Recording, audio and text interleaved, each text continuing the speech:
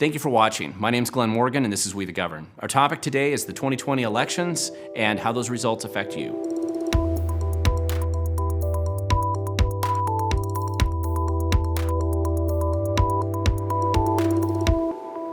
Okay, we're back to Washington State, and the main topic of the day is Washington State election results.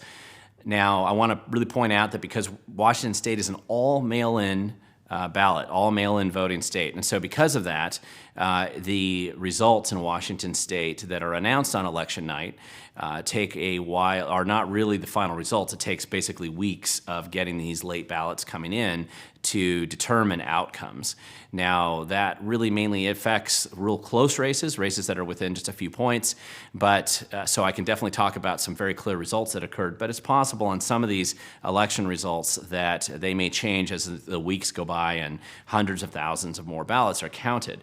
This video is being produced the morning after election night, so some of these things could be changed. Some of the results could be changed. Basically, though, in summary, there can be no doubt that Republicans underperformed across the state. They underperformed from what happened in the primary, and they certainly underperformed from what's happened in the recent past. And there can be no doubt about that. However, there are some exceptions. We'll discuss that as we move forward. Again, there's just a ton of ballots out there. There are a lot of ballots sitting out there still yet to be counted. At this time, November 4th, 2020, election was November 3rd, but 3.3 million ballots have been counted already. That's about a 68.6% voter counting. So for registered voters, 68.6% of them have had their ballots counted. For reference, in 2016, the final participation rate was 78%.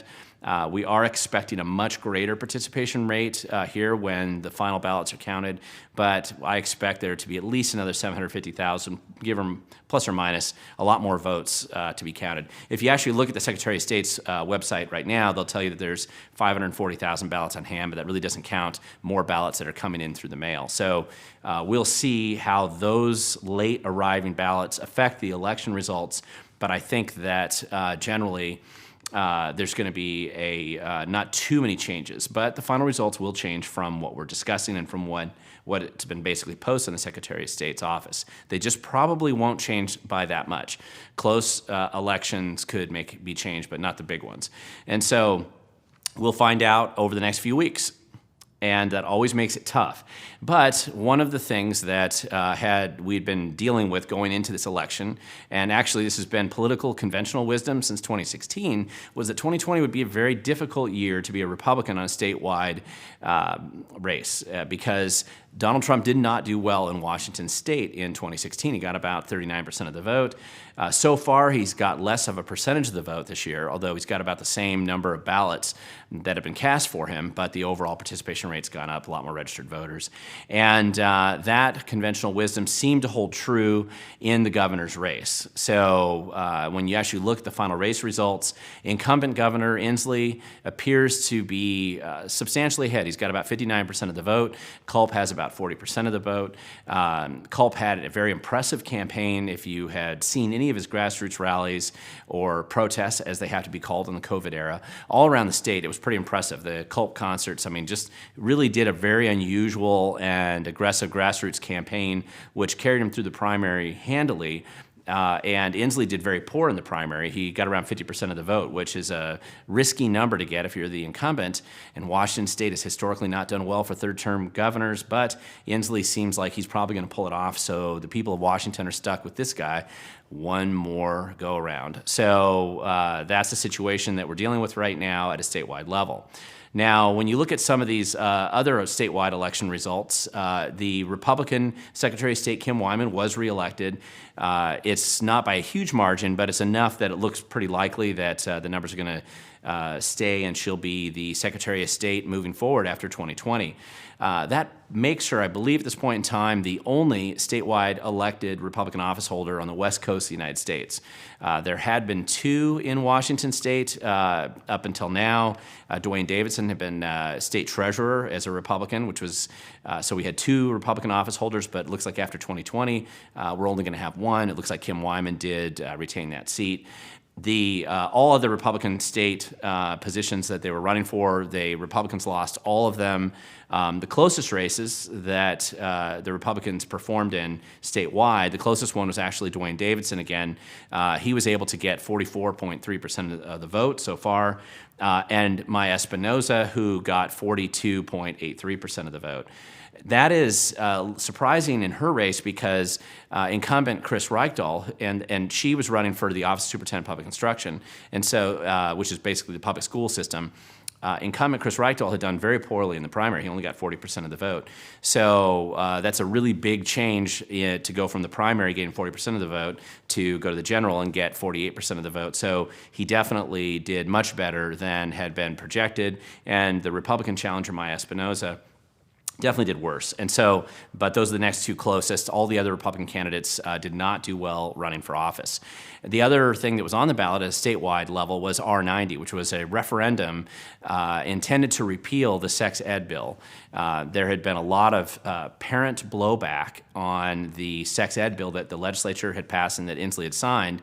And in fact, this referendum generated an amazing grassroots support of a lot of new people in the political process. And despite COVID-19, they had kind of pioneered this no paid signature gather process where they went out and were doing drive-in signature gathering to repeal this sex ed for kindergartners and fourth graders with graphic sex education in the school system. And they had put it on the ballot. They collected far more signatures than they needed. It was a pretty effective grassroots program and campaign, but despite that, it actually seemed to have done very poorly statewide. And part of that could be the confusion of how referendums are worded. If you worked really hard to get the referendum on the ballot, it's hard to kind of change in your mind that you're going to have to vote to reject it once it's there. But nevertheless, it did not do well, and it's not doing well right now. The other thing that is the classic Washington state profile of the voters is that we have advisory votes in the state where when the legislature passes a tax, that tax gets put on the next ballot and people have the opportunity to say whether they would repeal it or maintain it.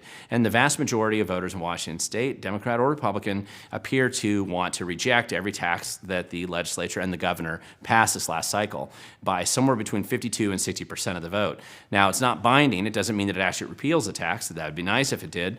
But the reality is that this is this disconnect because voters may not like these taxes, and they clearly don't based on how they have voted.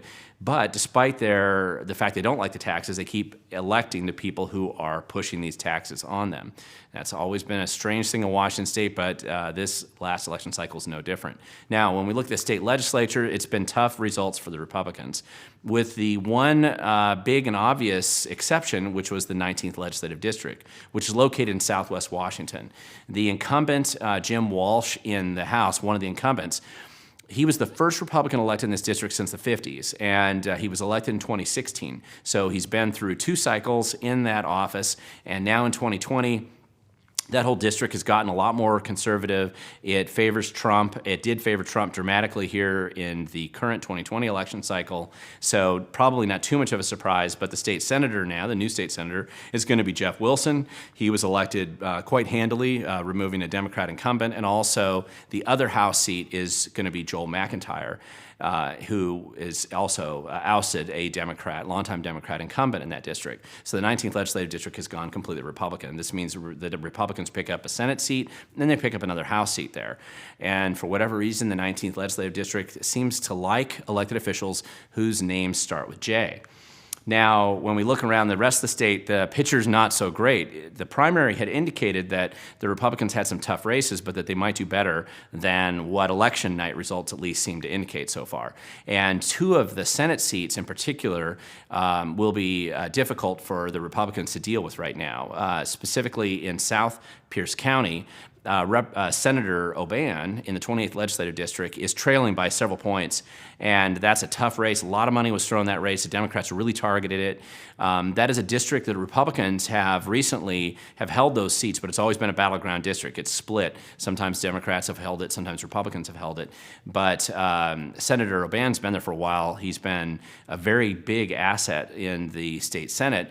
and it's unfortunate that he's as far behind right now. It looks very tight, very tough for him to pull off a victory with the number of ballots that have come in so far, but we'll be watching that race closely. The other one is up in the 10th Legislative District, where Senator Ron Mizell, who was appointed to that office just recently, he's about a point behind, so he's 49% behind. That's closer. We'll have to see how that goes. He's got a long-time farm family in that district, well known in the area. But we'll have to see what actually happens. It's an underperforming result from what we had seen in the primary. We kind of had hoped that we'd see better results up there for the Republicans, but this is how the state Senate looks. So the Republicans have picked up a seat. They're losing or potentially losing 2 seats here, so it's tough for the Republicans, who are already down a few seats in the state Senate, to have this kind of result. Just makes it a little bit more difficult for them. In the state legislature, something similar is going on. We have a couple of incumbents who also look like they're at risk and may lose their seats based on election night initial results. Now, both of these elected officials are at about 48% as of election night, and one of them is Vicki Kraft from the 17th Leg District down in Clark County, which is down by the Oregon border, and then all the way at the north in Washington State, the 42nd Legislative District, which is North Whatcom County, is Luann Van Werven. I've known both of these people before they were in the legislature, and seeing them in the legislature has been great, and it's disappointing to see this kind of election result because both of them looked much better than that in the primary.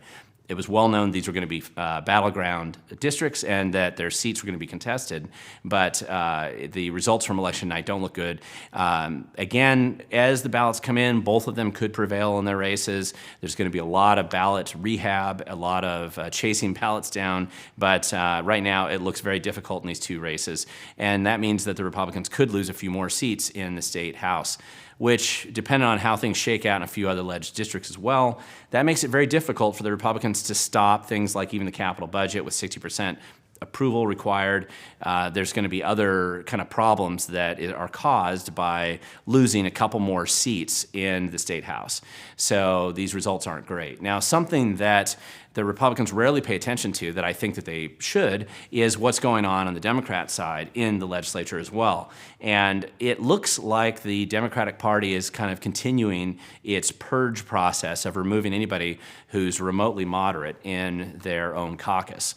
Specifically, Mark Mullet, who is the state senator from the 5th Leg District, which is a district located east of Bellevue, where Issaquah is, up to the mountains, and Mark is basically, he's a left-leaning Democrat, but he actually is a businessman. He runs he's an ice cream shop. He has a pizza parlor, and which means he knows math, and he actually has some experience in business, both of which are terribly not viewed very positively within the Democrat Party. Those are viewed as skepticism, and they would definitely want to remove people who understand math and business.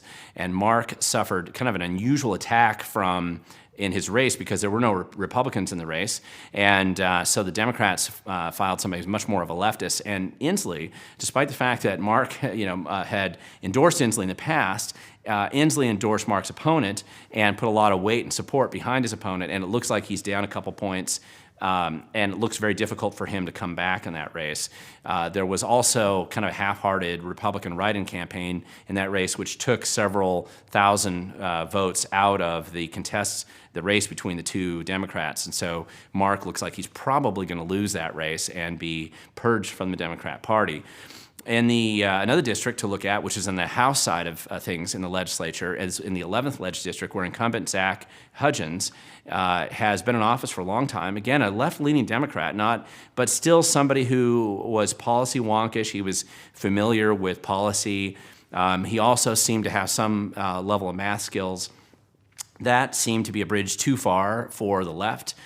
This district that he's in is actually kind of Renton, Tukwila, that South Seattle area, and he's definitely lost. He definitely got booted out. The hard left Democrats ran a candidate against him, and they've definitely removed him from office. This is kind of a warning sign for the last few remaining Democrats that are left in the legislature, in either the Senate or the House, or really any other position. And the fight continues to remove all Democrats who have any knowledge of math, any sense of policy, familiarity with business, or who don't want their cities and state to decline into homeless junkie camps. It appears they're going to be under attack everywhere, and these are the two latest casualties on the Democrat Party side. Now, other election results that are really worth kind of considering as we look at what happened on election night. I don't think it's going to change too much now. Initiatives moving forward are going to be a lot more difficult because there's going to be a higher threshold of signatures. This is just a natural result of the fact that that signature, the amount of signatures you have to collect, valid signatures, in order to get something on the ballot as an approved initiative or referendum, are directly related to the November election previously. And so you're going to have this high threshold of signatures to gather, and much higher than before, an extra 100,000 or so more. So that's always harder. Even if you're a volunteer group, you got to go collect 100,000 more signatures, a lot more work. So it just means I think we're going to see fewer initiatives and referendum moving forward. Or the people who are organizing it are just going to have to be a lot more, they're either going to have to spend a lot more money on paid signature gatherers, or they're just going to have to be a lot more organized and capable, like the R90 folk were, in getting something on the ballot. It's not easy, but that's something that's a direct result of the election results that we see right now. The other thing, going back, sorry, I skipped ahead here, but if Biden wins, I would also really make sure that people are aware there's going to be some musical chairs in the governor's mansion. It is very clear that Inslee, and basically at the time I'm doing this video, it isn't clear if Trump or Biden's won yet, so that's why I'm pointing this out. If Biden wins, I would expect musical chairs in the governor's office. Inslee hasn't been running for governor. He's been attacking Trump almost the entire time. That's how he ran his entire campaign. So he is clearly looking for a position in the other D.C. where he used to be as a congressman and where he seems to be a lot more comfortable anyway. So it is likely he's hoping for some kind of plum D.C. position, and then the musical chairs will begin in Olympia, or the Game of Thrones battle over who's in charge. And I would expect to see that moving forward. And of course, the one thing that's going to affect all of us there, with so many Democrats and an increase in the Democrat representation at all levels of government, there's going to be no break on the urban decay, crime, and chaos that we see breaking out in most of our cities. There will be certainly an effort to impose higher taxes. I expect burning forests to be a more common part of the public lands process since Hillary Franz has won her election there. More grant grifting, as the effort to use your money to fund their political allies is done in Olympia, as they kick a lot more of your tax dollars out to supporters. And so grant grifting schemes are going to probably proliferate even more, and general assaults on our basic freedoms and liberty. This seems to be the agenda of the left. It's certainly the agenda of the Democratic Party in Washington State, and I'd expect more of that moving forward.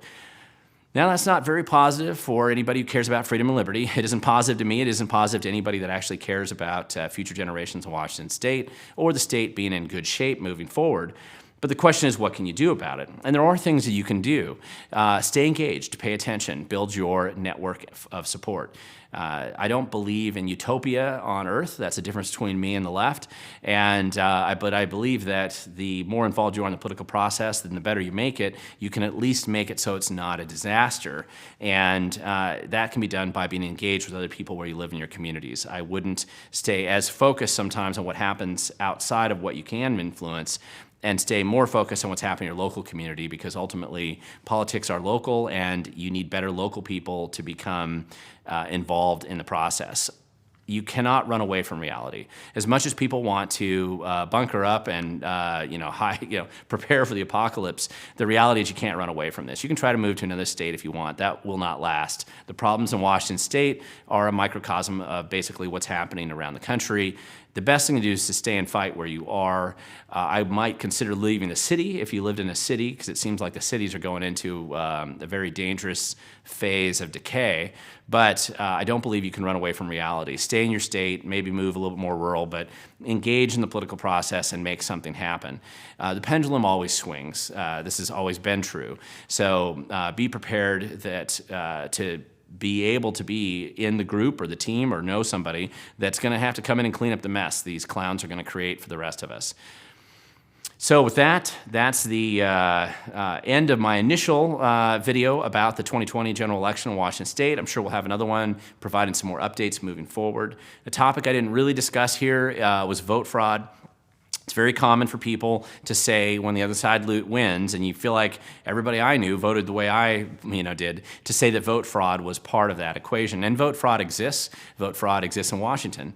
And we'll be doing some videos about very specific examples of problems in our voting system, and some of which is going to be vote fraud. But I think when you look at these statewide results, even the most egregious vote fraud operation doesn't represent what happened there. What you really see is that we need to do a better job reaching out to people and encouraging them to focus on liberty and freedom as a priority, and not grant grifting schemes or other priorities that they might have in this process.